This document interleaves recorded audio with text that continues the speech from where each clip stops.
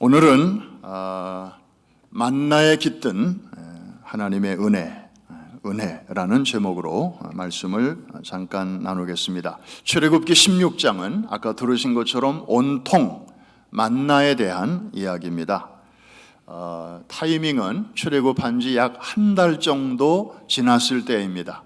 애굽을 나올 때 왜 사람이 그런 거 있잖아요. 비상식량 어느 정도 준비해가지고 나왔을 텐데 무교병 이런 음식들 이제 한 달쯤 지나니까 다 떨어질 때가 되었습니다. 그리고 통상적으로는 이집트를 떠나서 그 가나안 땅까지 걸어서 여행하면 빠르면 20일, 늦으면 한 달 정도 걸리는 길이었기 때문에 아마 백성들이 나오면서 그 정도의 양식을 준비했을 텐데 이제 다 바닥이 났습니다.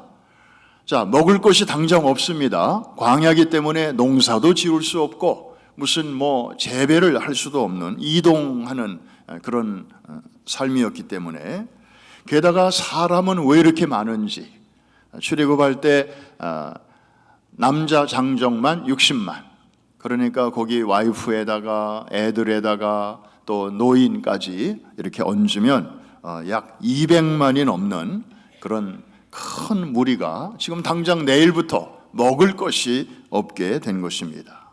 하나님께서는 그 다음날 아침부터 만나를 내려주시기 시작합니다. 이게 처음에 내렸을 때 어느 누구도 본 적도 없고 들은 적도 없는 난생 처음 보는 그런 것이기 때문에 사람들의 대화는 자연스럽게 이게 뭐지? 이게 뭐야? 이게 뭐고? What is this? 이렇게 서로 대화가 다 그런 거였어요. 근데 이게 히브리어로 이게 뭐야? 하는 말이 만후, 그런 말이었어요. 만후. 나도 그렇게 말하고 상대방도 만후. 그러다가 이게 만나가 된 것입니다. 그러니까 질문에 대하여 대답이 없이 질문 자체가 대답이 된 거예요. 근데 비슷한 예가 영국 사람들이 처음에 호주에 이제 갈 때 그 죄수들을 데리고 가지 않았습니까? 영국 땅은 좁고 감옥은 넘치고 그러니까 이 넓은 호주에다가 이 죄수들을 배에다 싣고 간 거예요. 근데 가서 보니까 희한한 동물, 영국에서는 구경조차 못했던 동물들이 막 뛰어다니는데 뒷다리는 길고 앞다리는 짧고 그 다음에 공중공중 뛰는데 이 배에는 또 주머니가 있어서 새끼가 거기 있고 그래서 원주민들에게 저게 뭐고 저게 뭐야? 라고 물었는데 원주민들이 캥거루 그랬다는 거예요. 캥거루의 뜻은 I don't know. 근데 이 말을 알아듣지 못하는 영국 사람들이 그냥 그걸 캥거루라고 이렇게 이름을 줬다는데 이 만나라는 이름이 바로 그런 뜻입니다. 한번 따라해 주세요. 이게 뭐야? 알 수 없는, 본 적도 없는 신비한 양식이 된 것이죠.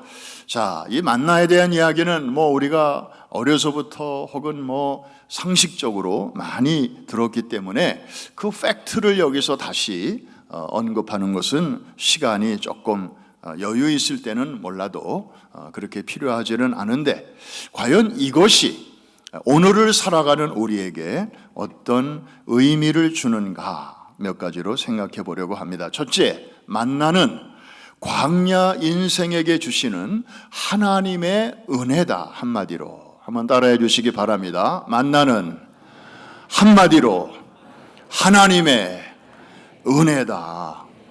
여러분 아마 은혜라는 단어를 여러분도 무심코 많이 쓰실 거예요. 찬양에도 모든 것이 은혜, 은혜라는 말이 참 많이 나오잖아요. 뭔가는 있어요. 그 실체가 있는데 그게 어디부터 어디까지가 은혜인지 또 이렇게 손에 잡히는 것도 아니고 그냥 좀 막연할 때가 있잖아요. 분명히 있긴 있는데 그런데 이 만나라고 하는 것은 그 하나님의 은혜를 정말 시청각적으로 눈에 보이지 않는 그 추상적인 개념을 아주 구체적인 개념으로 텐저블하게 만지고 느낄 수 있는 그런 것으로 우리에게 보여주시는 하나님의 그 은혜다, 이렇게 이해하시면 되겠습니다. 우리 출애굽기 14장 4절 우리 한번 같이 읽어보는데, 이 만나에 대한 중요한 내용들이 여기 다 들어있습니다. 다 같이 시작. 그때 여호와께서 모세에게 이르시되 보라, 내가 너희를 위하여 하늘에서 양식을 비같이 내리리니 백성이 나가서 일용할 것을 날마다 거둘 것이라. 어디에서 내린다고요? 하늘입니다. 땅에서 나는 음식이 아니에요. 그러니까 이게 은혜죠. 사람이 어떻게 보탤 수도 없고 도와줄 수도 없고 자기 힘으로 할 수 없는 거예요. 이거 하늘에서 내리는 양식이죠. 그리고 찔끔찔끔 그냥 이렇게 인색하게 주시는 게 아니라 그냥 비처럼 내리는 거예요. 비처럼 모든 사람에게, 어린이에게나 혹은 나이를 따지지 않고, 그리고 신앙이 좋건 초보건 그런 것도 따지지 않고 그냥 하나님이 넉넉히 주시는 것이고, 그러면 백성들이 할 일은 나가서, 여기 보니까 나가서 일용할 만큼 이제 거두어서 엔조이 하면 되는 것이죠. 그래서 그날 양식을 그날 거두어서 먹으면 되었고, 이튿날 것까지 그거를 거두면 무슨 현상이 생겼을까요? 고생을 많이 하신 분들은 항상 무슨 일이 생길지 모르기 때문에 항상 이렇게 비상 대책을 좀 세우는 습성이 있어요. 그래서 아마 이 애굽에서도 고생을 400년 이상 했던 사람들이기 때문에 아마 내일 것까지 이렇게 미리 좀 땡겨서 집안으로 가져온 사람들도 있었는데, 무슨 일이 벌어졌죠? 그 음식에 벌레가 생기고 부패가 시작이 되고, 게다가 악취가 나서 갖고 온 것을 후회할 수밖에 없는 그런 상황이 되었습니다. 그런데 놀랍게도 6일째 되는 날은 갑절을 거두게 하셨어요. 왜? 내일 것까지. 내일이 무슨 날이기 때문에? 안식일이기 때문에. 안식일은 쉬면서, 하던 일을 멈추고 쉬면서 하나님과 예배하고 교제하고 또 영적으로 새 힘을 얻는 그런 일에 집중할 수 있도록 그렇게 하셨는데, 평일날은 미리 좀 이렇게 넉넉하게 갖다 놓은 것들은 썩어서 냄새나서 벌레가 생겨서 먹을 수 없었는데, 이상하게 6일째 되는 날, 다음 날 것까지 갖고 온 것은 하루가 지났는데도 여전히 썩지 않고 그대로 싱싱한 상태로 있었다 하는 것입니다. 여러분, 그래서 만나는 한마디로 은혜인데, 에브리데이, 평일날 주시는 이 만나가 은혜라면, 엿새째 되는 날, 다음 날 것까지 주시는 이 은혜는 손 하나 까딱하지 않아도, 밖에 나가서 거두지 않아도 먹게 해주시는 그런 하나님의 특별한 은혜이기 때문에 은혜 위에 은혜다, 이렇게 표현하면 참 좋을 것 같습니다. 한번 따라해 주실까요? 평일 은혜가 있고 안식일 은혜가 있다. 그래서 평일 은혜는 그냥 은혜라면 그것도 중요한 거죠. 소중한 거죠. 감사한 거예요. 그런데 안식일에 주시는 은혜는 한마디로 은혜 위에 은혜다. 이해가 되시면 아멘. 그렇습니다. 여러분들이 지금 이 안식일에 이렇게 하나님의 전에 나와서 하나님을 예배하고 하던 일을 멈추고, 이것이 결코 웨이스팅 타임도 아니고, 그리고 손해보는 시간도 아니고, 정말 가장 가치 있는, 여러분 worship, 예배한다는 말을 worship이라고 하는데, 이 worship이라는 단어는 영어의 worth, 가치, 가장 중요하고 아주 가치가 높은 것, 그 단어에서 나온 것이 바로 worship, 예배입니다. 여러분들은 지금 세상에서, 해 아래에서 우리가 할 수 있는 가장 가치 있는 그런 존귀한 일을 여러분들이 지금 하고 있다는 사실 믿으시기를 바랍니다. 하나님이 그 다음은 책임져 주시는 거예요. 우리가 굳이 바깥에 나가지 않아도 일용할 양식으로 이렇게 채워 주시는 하나님이십니다. 그래서 한마디로 만나는 광야와 같은 세상을 살아가는 우리에게 꼭 필요한 하나님의 은혜다 하는 것입니다. 두 번째, 이 하나님의 은혜가 나의 것으로 경험되기 위해서는 우리가 해야 할 일이 있다. 무슨 일이 있을까요? 하나님이 이 만나를 어디에다가 내려주시죠? 밤사이에? 이분들이 지금 이스라엘 백성들이 텐트를 치고 들판에서 살고 있지 않습니까? 자, 그러면 이 들판에다가 내려주시는 거예요. 일어나서 텐트 문을 제치고 바깥으로 나가보면 하얀 눈같이 그게 이제 쌓여 있는 거죠. 집 바깥에 있는 거예요. 그러면 이제 사람들은 나가서 개인의 분량만큼을 이제 거두기 시작합니다. 1인당 한 오멜. 오멜은 우리 미국에 쓰는 단위로 하면은 2리터의 분량이에요. 2리터. 여러분 병에 든 물 1리터짜리 그거 생각하시면 1리터는 어느 정도 되겠구나 좀 감이 오실 텐데요. 이 가시처럼 아주 작아요. 만나가 덩어리가 큰 게 아니거든요. 그 땅에 있는 그거를 2리터만큼을 거두려면 이거는 10분, 20분, 30분 가지고 안 돼요. 쭈그리고 앉아서 이거를 좀 정성껏 모아야 되거든요. 바로 그런 자들이 그것을 누릴 수 있고 먹을 수 있게 되는 것이죠. 그러니까 이 텐트 안에만 머물러 있으면서 하나님의 은혜가 왔겠지, 아유 참 감사하다 이러고만 있으면 안 되고 나가야 되는 거예요. 어디로? 텐트 바깥으로. 어디로? 은혜의 현장으로. 할렐루야. 이게 중요한 거예요. 많은 사람들이 이 하나님의 은혜를 오해하고 삽니다. 은혜, 값없이 공짜로 뭐든지 주신다 이렇게 생각하니까 그건 참 감사한데 자기가 마땅히 해야 할 일마저도 그 은혜라고 하는 개념으로 그냥 이렇게 색깔을 칠해버리기 때문에 자기가 해야 할 일을 게을리하거나 등한히하거나 나태하게 살거나 그래서 그 은혜를 놓치는 경우가 종종 있습니다. 여러분 낚시터에 여러분들이 낚시하러 갔어요. 자, 그날 고기가 많이 잡힐는지 안 잡힐는지 그건 아무도 모르는 거예요. 왜? 물속의 세계이기 때문에. 그래서 여러분들이 간절히 기도했어요. 하나님, 그 물속의 세계를 제가 어떻게 알겠습니까? 제가 아무리 모여라 해도 고기들은 제 말을 못 알아들을 텐데 하나님이 모여라 그러면 하나님 말은 들을 거 아닙니까? 부디 오늘 제 앞으로 고기들이 좀 오게 해주십시오. 그리고 눈을 딱 떴는데 이게 웬일입니까? 그냥 잔잔하던 그 저수지에 그냥 고기들이 입을 쭉쭉 내밀면서 나 여기 있수, 나 빨리 잡아주시오 하고 막 동심원들이 막 여기저기서 생기는 거예요. 그러면 그 고기를 잡을 수 있도록 낚싯바늘의 지렁이는 누가 껴야 돼요? 1번 하나님, 2번 나. 그 다음에 지렁이를 깼으면 그거를 고기들이 있는데 던지는 거는 누가 해야 되는 거예요? 1번 하나님, 2번 나. 고기가 물었어요.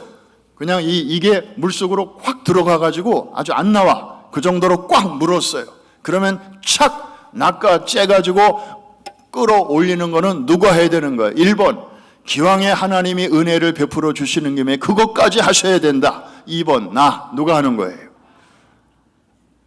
고기가 올라왔어요. 그러면 낚싯바늘을 빼가지고 어망에다가 집어넣는 것은 누가 해야 되는 거예요? 1번 하나님, 2번 나. 잘 아시네. 그런데 왜 그렇게 안 사느냐 이거예요. 마치 하나님이 기왕에 고기를 몰아주시는 김에 그냥 인심 쓰시는 거 좀 지가 착 내가 지렁이 안 꿰도 지가 착 알아서 물게 좀 해주시고 그리고 지 힘으로 휙 점프해가지고 이 어망 속으로 딱 들어오도록 좀 그렇게 하실 수 있는 하나님 아니십니까? 그러면서 자기는 손 하나 까딱 안 하고, 이거 건강한 믿음이에요? 아니면 좀 돌봐줘야 할 믿음이에요?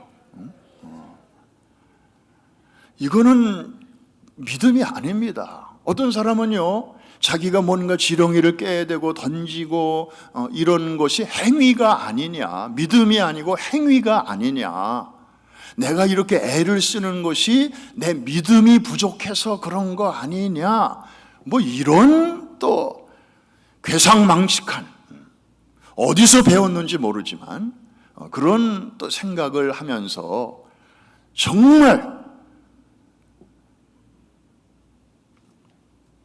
아무런 일도 안 하고 그죠? 하나님의 은혜만을 외치면서 그런 사람들도 있어요. 여러분, 분명하게 여러분 알아두셔야 됩니다. 매일같이 만나가 광야 들녘에 쏟아졌어요. 하나님의 은혜예요. 그런데 그것이 나에게 나의 은혜가 되려면 텐트 바깥으로 나가야 돼요. 거두어 드려야 돼요. 그거를 먹어야 돼요. 어렵지 않죠? 이해가 되시면 아멘.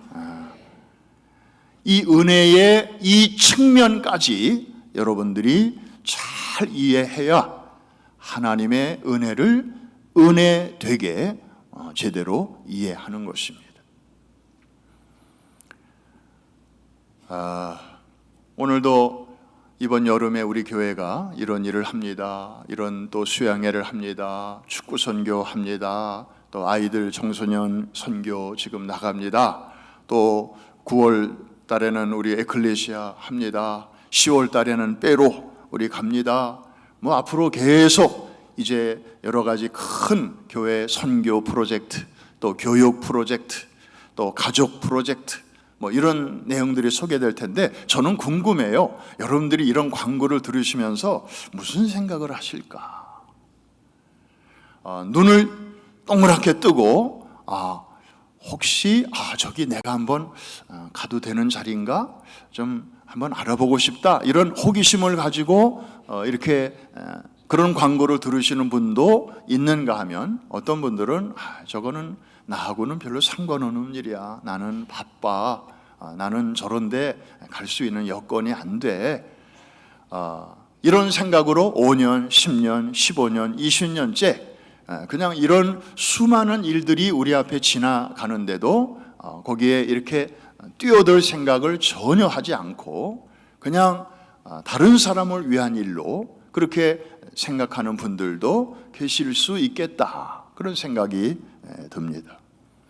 여러분, 이번에 우리 장로님 한 분이 코스타리카 414 컨퍼런스에 모처럼 시간 내서 따라가셨어요.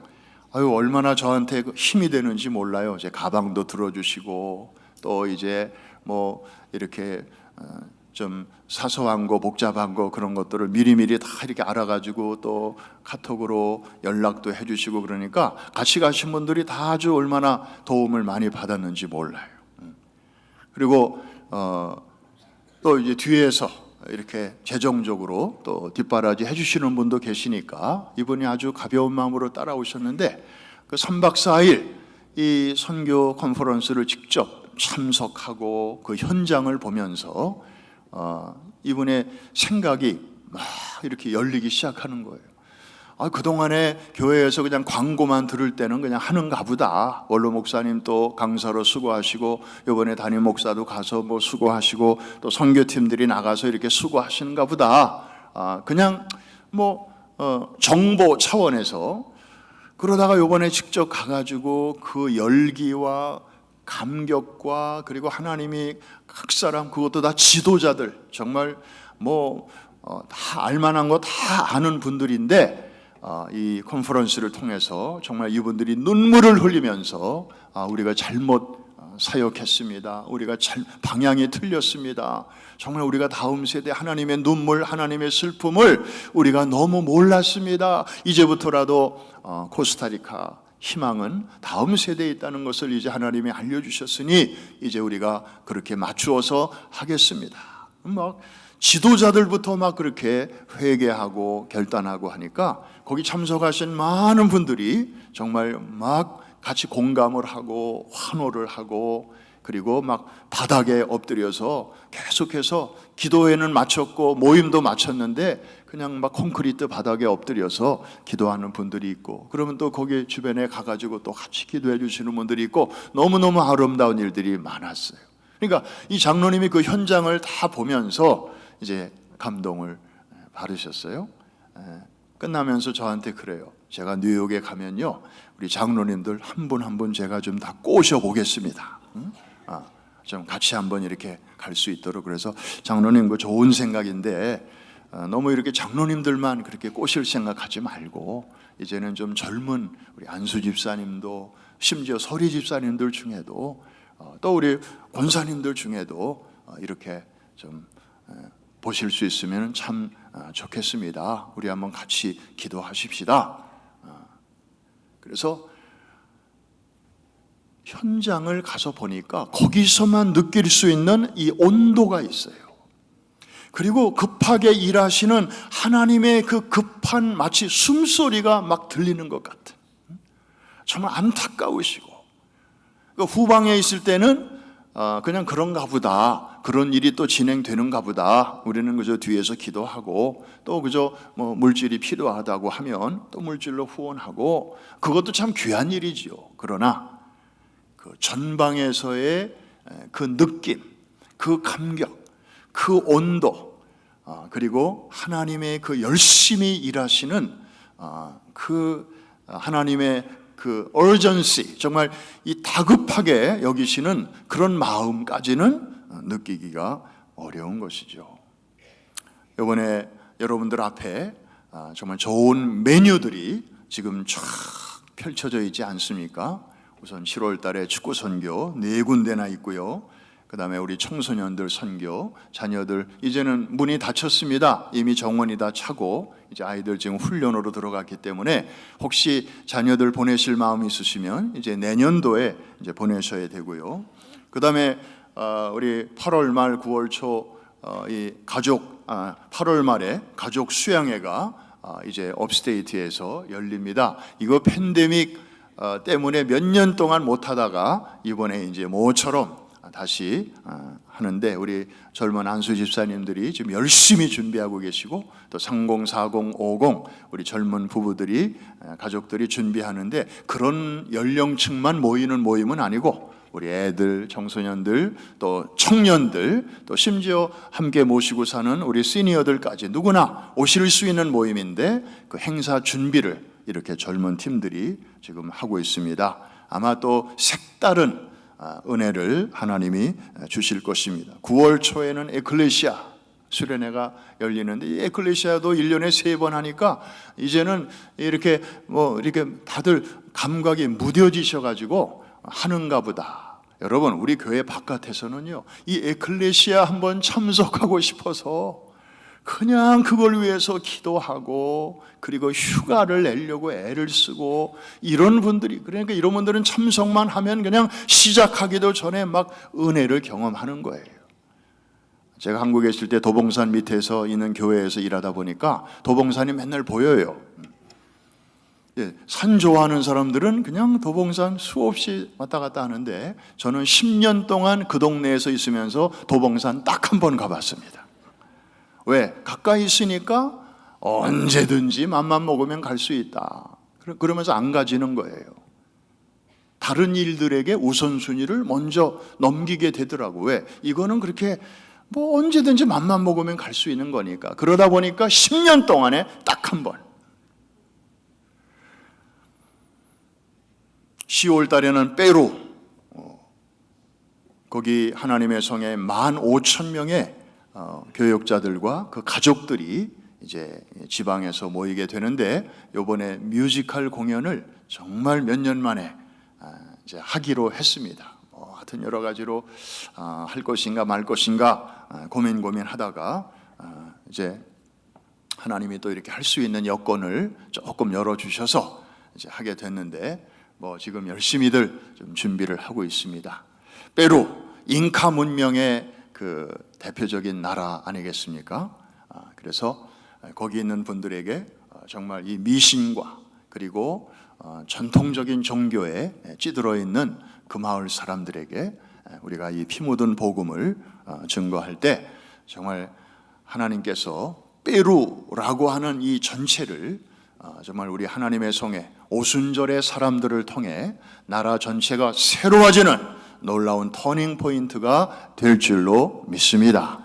그리고 간 김에 그 페루 그러면 많은 사람들이 죽기 전에 한 번쯤 가보고 싶어하는 그 버킷리스트가 있잖아요. 세발 3,500m의 그 잉카 문명의 사람들이 한 500명 살다가 어느 날 갑자기 사라져버린, 그들이 살던 터전이 그대로 밀림 속에서 숲에 덮여 있다가 1900년대에 정말 신비가 벗겨진 그런 그 유적지가 있죠. 뭐죠? 거기가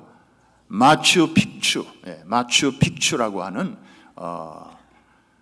정말 그런데도 한번 간 김에 한번 이렇게 둘러보고, 그래서 그 사람들의 역사, 또 문화, 또 이 마인드셋, 이런 것들을 우리가 두루두루 공부를 하면 그 나라를 위해서 기도하는데도 큰 도움이 될 것입니다.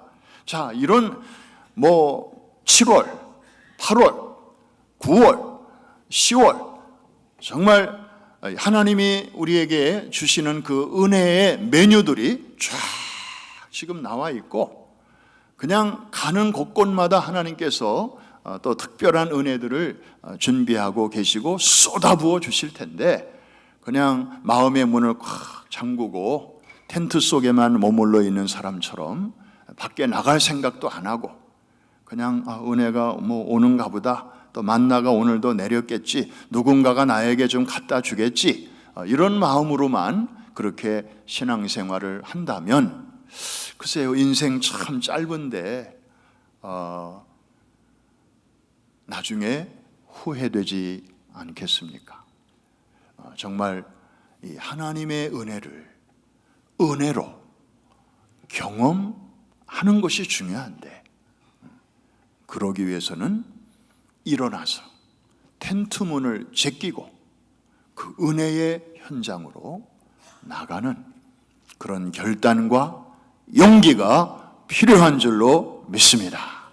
이번 여름에 여러분들이 한번 그렇게 도전해 보실 수 있기를 바랍니다.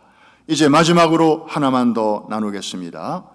이 하나님의 은혜의 그 상징이 바로 이 만나인데, 이 은혜를 은혜로 여기는데 방해하는 방해꾼이 있어요. 그게 바로 뭐냐면은 인간의 욕심이라는 것입니다. 그래서 하나님의 은혜와 인간의 욕심은 결코 공존할 수 없습니다. 한번 따라해 주세요. 하나님의 은혜와 인간의 욕심은 공존할 수 없다. 욕심이 닿는 순간 하나님의 은혜는 부패합니다. 변질됩니다. 벌레가 생깁니다. 악취가 납니다. 더 이상 은혜가 아니게 됩니다.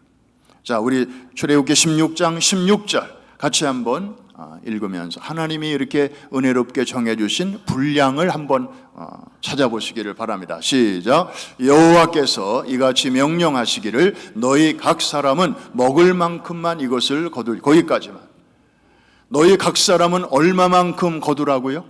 먹을 만큼만. 내일 것까지 그렇게 욕심 부리지 말고, 혹시 모르니까, 혹시 필요할지 모르니까 이렇게 움켜쥐지 말고, 여러분 그래서 거라지에 집 창고에 그냥 방마다 그냥 혹시 모르니까 해가지고 두었는데 5년 10년이 지나도록 한 번도 안 쓴 물건들이 수두룩하지 않습니까? 우리 인간의 마음속에 여기 서 있는 저를 포함해서 그 아주 어떻게 그림자처럼 떨쳐버릴 수 없는 그런 그 필요 이상의 욕심이 누구에게나 있습니다. 영성신학자 리차드 포스터는 현대인들이 지나치게 너무 필요 이상으로 너무 많이 갖고 있다, 현재 갖고 있는 것들의 절반만 가지고도 생활하는데 아무 지장이 없을 텐데, 이런 말을 했습니다. 욕심 부리지 말고 자족하며 살아야지, 심플하게 살아야지. 우리가 늘 이제 생각은 하지만 말처럼 쉽지 않습니다.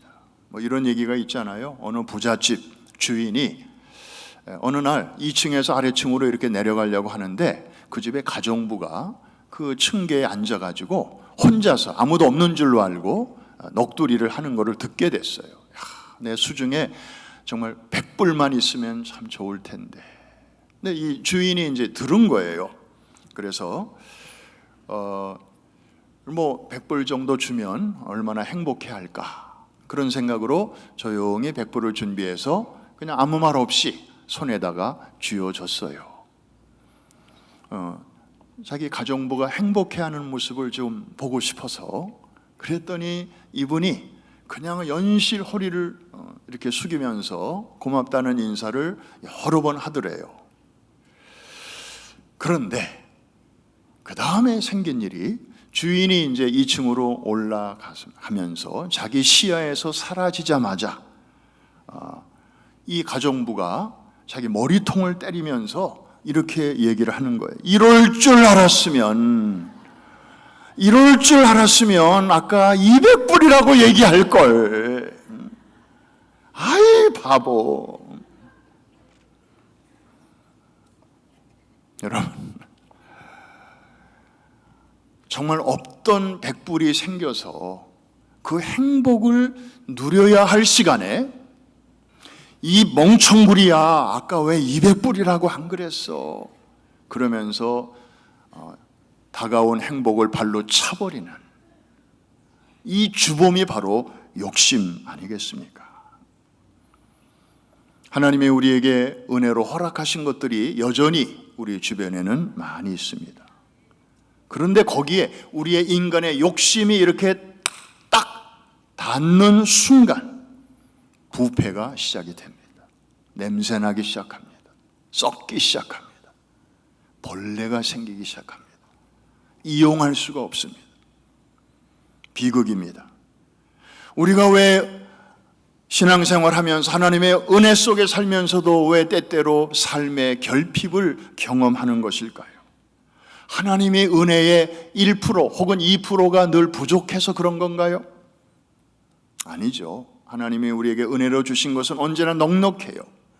다만 거기에 우리의 정말 거역할 수 없는, 내 힘으로도 컨트롤이 안 되는 그런 욕심이 자꾸 거기에 접촉이 되다 보니까 만족이 없고 부족감이 느껴지고 상대적 박탈감에 시달리고, 다 이렇게 실상이 아닌 허상에 의해서 우리 마음의 평화가 깨지는 거 아니겠습니까? 하나님의 은혜 자체에는 아무 문제가 없습니다. 그 은혜를 대하는 나의 자세와 태도와 그 욕심과, 그래서 감사하지 못하는 그 마음, 절제 못하는 그런 마음이 그렇게 만드는 것이죠. 감사와 절제야말로 하나님이 우리에게 허락하신 천연 방부제입니다. 하나님이 주시는 은혜에 이 방부제를 넣기만 하면 그 은혜는 썩지 않고 냄새 안 나고 얼마든지 우리가 누릴 수 있게 될 것입니다. 여러분, 하나님을 신뢰하시기를 바랍니다.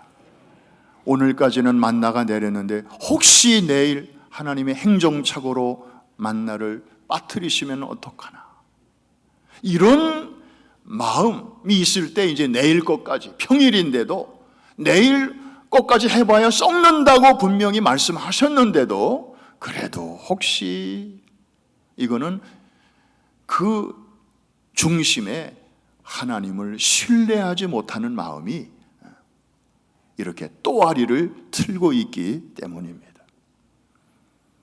사실 하나님은 첫날부터 마지막 날까지 만나를 하루도 거르신 날이 없어요. 심지어 어떤 날은 백성들이 원망하잖아요. 먹을 것 가지고 원망하잖아요. 만나 처음에 고마웠는데 나중에는 자꾸 먹으니까 이제는 막 실증 난다고 그러고 막 그냥 먹고 싶지 않다고 그러고, 차라리 애굽에서 노예로 있을 때 먹었던 부추와 마늘과 고기가 참 그리워진다고 그러고. 여러분이 만일에 하나님이었다면 그런 얘기 들을 때 어떻게 할 것 같아요? 그래? 한번 3일만 끊어볼까? 혹근형 좀 놔볼래? 그런 마음이 들지 않겠어요? 그런데 하나님은 그런 날에도 만나를 거르지 아니하셨다니까요. 이게 바로 하나님의 은혜입니다. 하나님의 은혜는 예쁘게 잘 보이는 사람한테만 듬뿍 더 주고, 그렇게 불평하고 원망하는 자에게는 좀 뺏고, 그런 게 은혜가 아니잖아요.